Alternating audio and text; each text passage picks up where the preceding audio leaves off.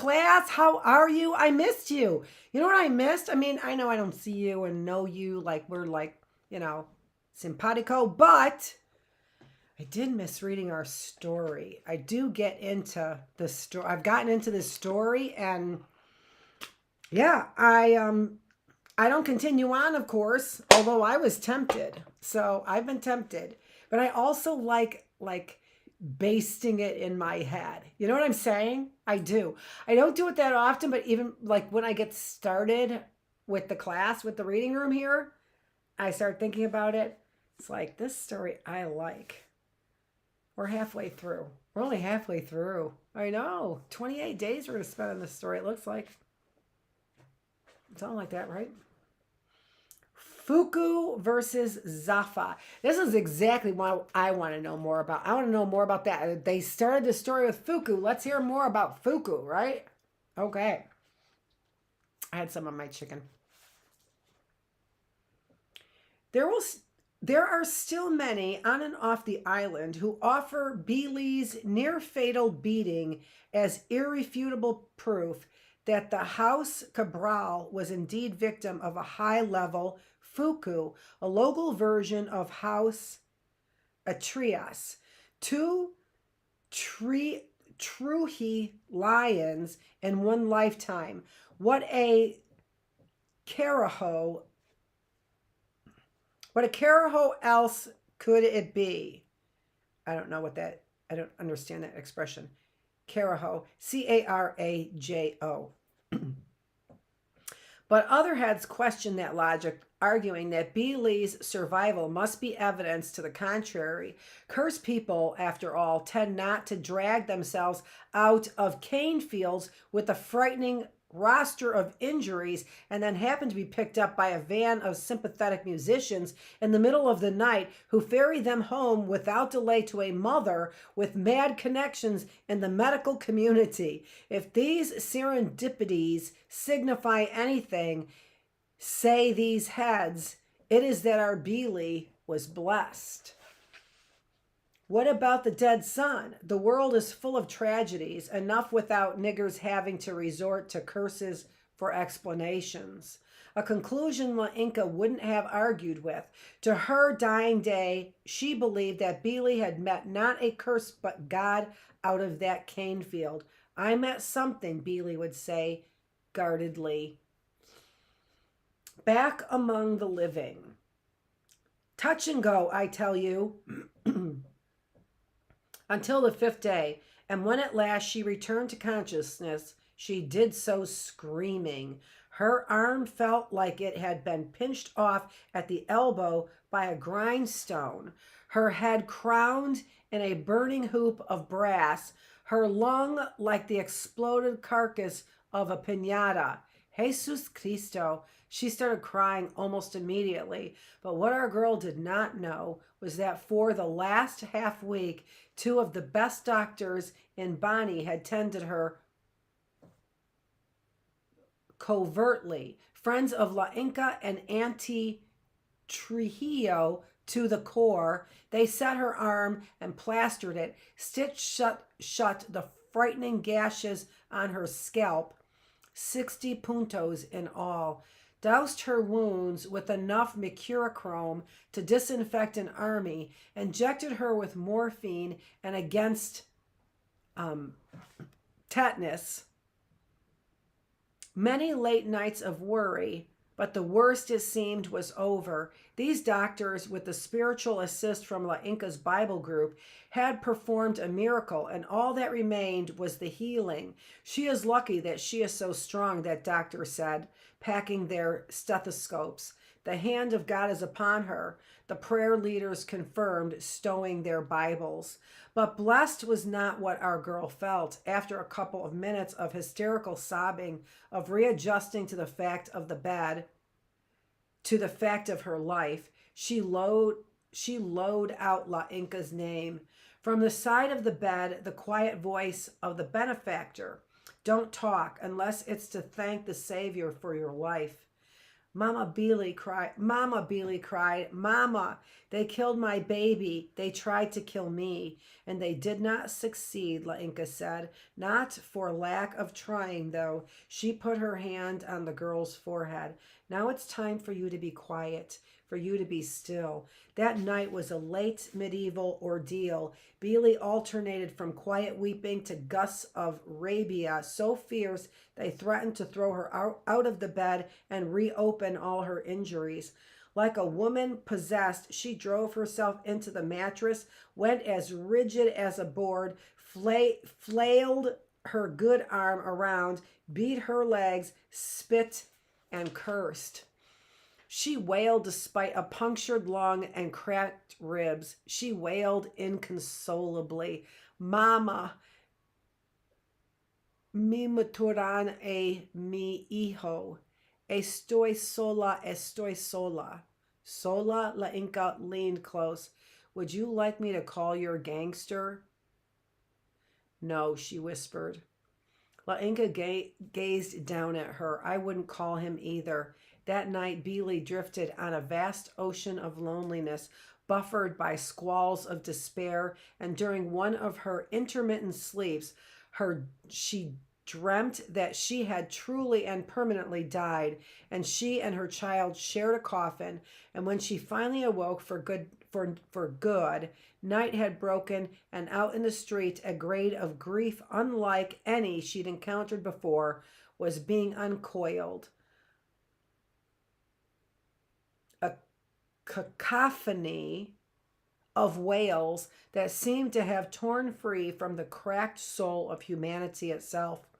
Like a funeral song, the entire planet. Mama, she gasped. Mama, mama. Tranquilizante. Muchacha. That's not it. Tranquilizate. Muchacha. Mama, is that for me? Am I dying? Dime. No, dime, mama. Ah, hija, no seas ridicula. La Inca put her hands awkwardly, hyphens around the girl, lowered her mouth to her ear. It's Trujillo. Gunned down, she whispered. The night Beely had been kidnapped. No one knows anything yet, except that he's dead. Okay, so here is a very long footnote. So it goes here from this page all the way to this page. Okay, so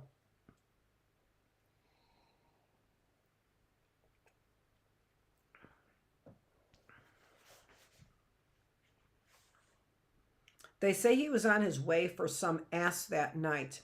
Who was surprised? A consummate culacrat to the end. Perhaps on that last night, El Jefe sprawled in the back of his Bel Air, thought only of the routine pussy that was awaiting him at Estancia Fundacion. Perhaps he thought of nothing. Who can know? In any event, there was a black Chevrolet fast approaching like death itself, packed to the rim with U.S.-backed assassins of the higher classes, and now both cars are nearing the city limits where the streetlights end, for modernity indeed has its limits to Santo Domingo. And in the dark distance looms the cartel fairgrounds, where 17 months before, some other youth had intended to assassinate him. El Jefe asks his driver, Zacharias, to turn on the radio, but how appropriate, there is a poetry reading on and off. It goes again. Maybe the poetry reminds him of Galindez. Maybe not. The black cherry flashes its lights innocently, asking to pass, and Zacharias thinking it's a secret police, obliges by slowing down, and when the cars come abreast, the escopeta wielded by Antonio de la Masa, whose brother, surprise, surprise, was killed in the Galindez cover-up, which goes to show you that you should always be careful when killing nerds. Never know who will come after you. Goes booyah. And now, so goes the legend. El Jefe cries, Coño, mi hirieran.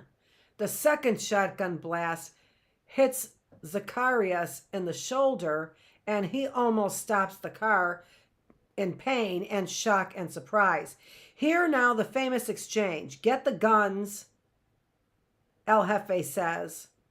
Vamos a pelear. And Zacharias says, no, Jefe, son mucho. And El Jefe repeats himself, vamos a pelear. He could have ordered Zacharias to turn the car back to the safety of his capital, but instead he goes out like Tony Montana, staggers out of the bullet-ridden Bel Air, holding a .38 in his hand. The rest is, of course, history, and it is this where a movie you'd have to film it in John Wayne slow motion, shot at 27 times. What a Dominican number, and suffering from 400 hit points of damage. A mortally wounded Rafael Leonidas Trujillo Molina is said to have taken 2 steps toward his birthplace, San Cristobal, for as we know, all children, whether good or bad, eventually find their way home. But thinking better of it, he turned back towards La Capital, to his beloved city, and fell for the last time. Zacharias, who'd had his mid-parietal region creased by a round from a .357, got blown into the grass by the side of the road. Miracle of miracles, he would survive to tell the tale of his adjustamiento.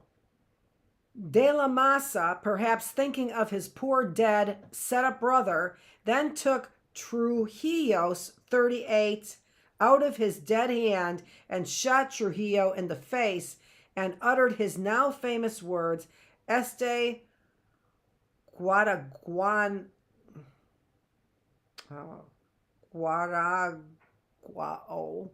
There's a lot of vowels in that word, and G's. It's all vowels and G's and one R. Honestly, Guaraguao. What could that word possibly be in Espanol? Guaraguao. Ya no camera mas polita. And then the assassins stashed El Jefe's body. Where? In the trunk, of course. And thus passed old fuckface. And thus passed era of Trujillo, sort of.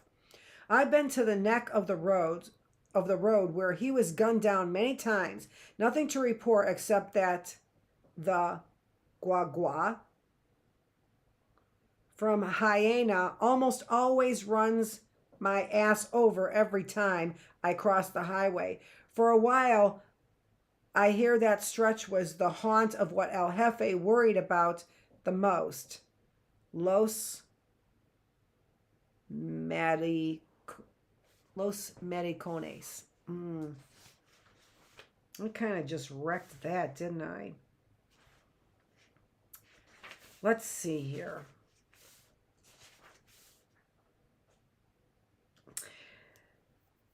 Couple more footnotes, the next section. I think I want to keep reading. I'm going to keep reading. La Inca in decline. It's all true. Platerneros.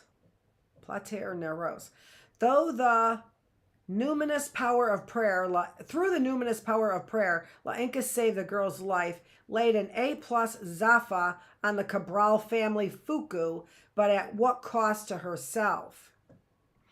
Everybody in the neighborhood will tell you how shortly after the girl slipped out of the country, La Inca began to diminish like Galadriel after the temptation of the ring. Out of sadness for the girl's failures, some would say, but others would point to the night of Herculean prayer. I'm used to like the Spanish. Herculean prayer. No matter what your take, it cannot be denied that soon after Beely's departure, La Inca's hair began to turn a snowy white, and by the time Lola lived with her, she was no longer the great power she had been. Yes, she had saved the girl's life, but to what end? Beely was still profoundly vulnerable. At the end of the return of the king, Sauron's evil was taken by a great wind and neatly blown away with no lasting consequences to our heroes. But Trujillo was too powerful, too toxic a tradition to be dispelled so easily. Okay, so here they've got the return of King Sauron's evil was taken by a great wind and neatly blown away with no lasting consequences to our heroes. So there's a footnote here, and there it's quote, and the captains gazed south to the land of Mordor. It seemed to them that black against the pall of a cloud, there rose a huge shape of shadow, impenetrable. Lightning crowned filled all the sky. Enormous, it reared above the world and stretched out towards them a vast threatening hand, terrible but impotent, for even as it leaned over them, a great wind took it, and it was all blown away, all passed, and then a hush fell. So that's the return of King Sauron's evil was taken by a great wind and neatly blown away. So that's what they're talking about. Okay. So easy come, easy go.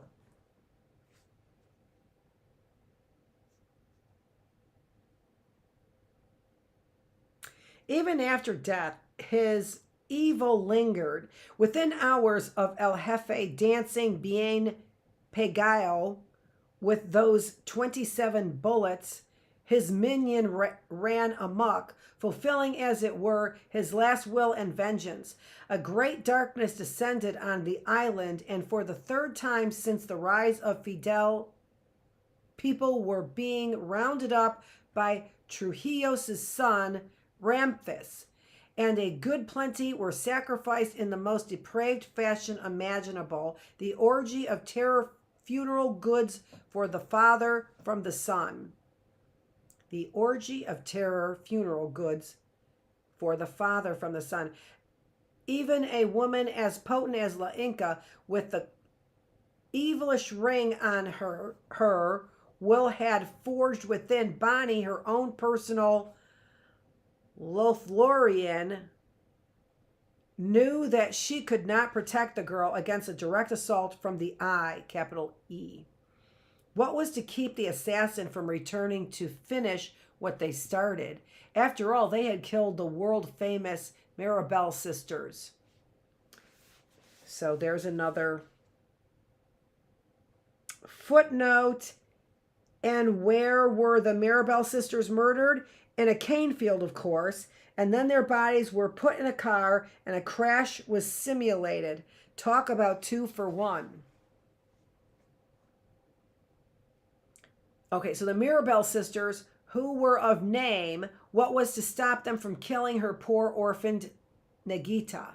La Inca felt the danger palpably, intimately, and perhaps it was the strain of her final prayer, but each time La Inca glanced at the girl, she could swear that there was a shadow standing just behind her shoulder, which disappeared as soon as you tried to focus on it. A dark, horrible shadow that gripped her heart, and it seemed to be growing. La Inca needed to do something, so, not yet recovered from her Hail Mary play, she called upon her ancestors and upon Jesus Cristo for help. Once again, she prayed, but on top of that, to show her devotion, she fasted, pulled a Mother Abigail, ate nothing but one orange, drank nothing but ate nothing but one orange, drank nothing but water. After that last vast expenditure of piety, her spirit was in an uproar. She did not know what to do. She had a mind like a mongoose, but she was not, in the end, a worldly woman. She spoke to her friends, who argued for sending Beely to the Campo. She'll be safe there. She spoke to her priest. You should pray for her. On the third day it came to her. She was dreaming that she and her dead husband were on the beach where he had drowned. He was dark again, and as always was in and he was dark again, and as he always was in summer. You have to send her away, but they'll find her in the Campo. You have to send her to Nueva York. I have it on great authority that it is the only way. And then he strutted proudly into the water. She tried to call him back. Please come back, but he did not listen. His otherworldly advice was too terrible to consider. Exile to the north, to Nueva York, a city so foreign she herself had never had the ovaries to visit. The girl would be lost to her, and La Inca would have failed her great cause to heal the wounds of the fall, to bring House Cabral back from the dead. And who knows what might happen to the girl among the Yankees. In her mind, the U.S. was nothing more. The Yankees. Okay, got it. Yankees. In her mind, the U.S. was nothing more and nothing less than a país overrun by gangsters, putas, and no accounts, and cities swarmed with machines and industry as thick with sinvergüenza as Santo Domingo was with heat, a cuco shod in iron, exhaling fumes with the glittering promise of coin deep in the cold, lightless shaft of its eyes. How La Inca wrestled with herself those long nights, but which side was Jacob and which side was the angel? After all, who was to say that Trujillos would remain in power much longer? Already the necromaniac power of El Jefe was waning, and in its place could be felt something like a wind. Rumors flew as thick as ciguas. Rumors that the Cubans were preparing to invade, that the Marines had been spotted on the horizon. Who could know what tomorrow would bring? Why send her beloved girl away? Why be hasty? La Inca found herself in practically the same predicament Beely's father had found himself in 16 years earlier. Back when the House of Cabral had first come up against the might of Trujillos, trying to decide whether to act or to stay still. Unable to choose, she prayed for further guidance. Another 3 days without food. Who knows how it might have turned out had not the Elvies come calling. Our benefactor might have gone out exactly like Mother Abigail, but thankfully the Elvises surprised her as she was sweeping the front of the house. Is your name Miotis Toribio? Their pompadours like the backs of beetles, African muscles encased in pale summer suits, and underneath their jackets the hard-oiled holsters of their firearms did creak. We want to speak to your daughter, Elvis One.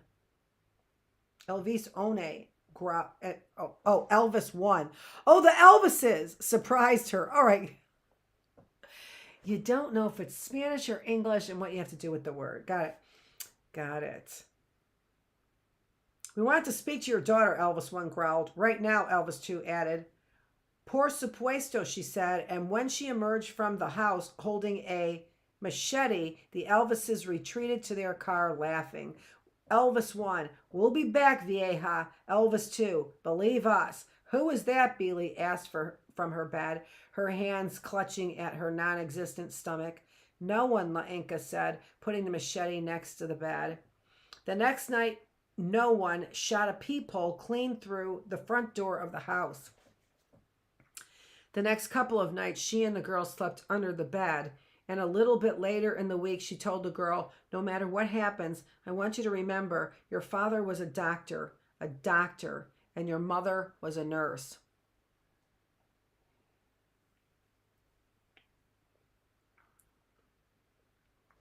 And finally, the words, you should leave. I want to leave. I hate this place. The girl by this time, could hobble to the latrine under her own power. She was much changed. During the day, she would sit by the window in silence, very much like La Inca after her husband drowned. She did not smile. She did not laugh. She talked to no one, not even her friend Dorca. A dark veil had closed over her like nada over cafe. You don't understand, Iha. You have to leave the country. They'll kill you if you don't. Beely laughed. Oh, Beely, not so rashly, not so rashly. What did you know about states or disappear? I wanted to reread that. What did you know about states or diasporas? What did you know about Nueva York or unheated old law tenements or children whose self-hate short-circuited their minds? What did you know, madame, about immigration? Don't laugh, mi negrita, for your world is about to be changed utterly. Yes, a terrible beauty is, etc., etc. Take it from me. You laugh because you've been transact to the limit of your soul, because your lover betrayed you almost unto death, because your first son was never born. You laugh because you have no front teeth, and you've sworn never to smile again.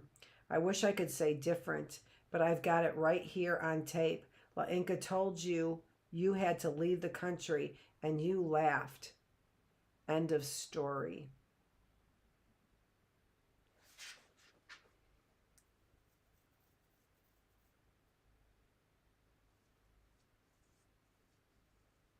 Okay. I don't know what that means either. I know, that's why I see myself scratching my head. I know, I'm scratching my head. The last days of the Republic. So that's the next section. This is Dr. Feravich. We are drinking the brief, wondrous life of Oscar Wilde, written by Junot Diaz. Thanks so much. Or who know? I don't know. Oscar Wilde? I don't know.